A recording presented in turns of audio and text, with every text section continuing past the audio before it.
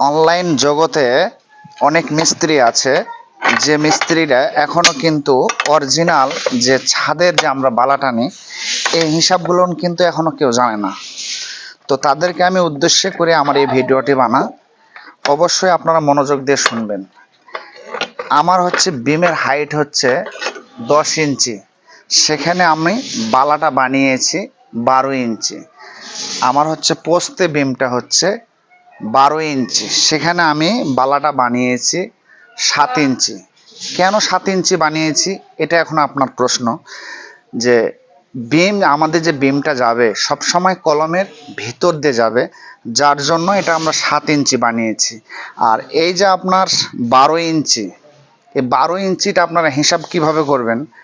5 ইঞ্চি আপনার ছাদ ঢালাই, বিম হচ্ছে আপনার 10 ইঞ্চি, মোট হচ্ছে 15 ইঞ্চি।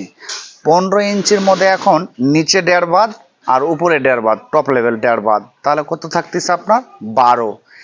এটা আপনাদের অবশ্যই স্মরণ থাকে যেন এভাবে হিসাব নিকাশ করে আপনার বিল্ডিংয়ের কাজ করবেন, এবং আপনার বিল্ডিং কোনো সময়ের জন্য ক্র্যাক কি জিনিস করবে না, এবং আপনার বিল্ডিংয়ের মানসম্মত কাজটা ভালো থাকবে। আশা করি সকলে বুঝতে পেরেছেন। আসসালামু আলাইকুম।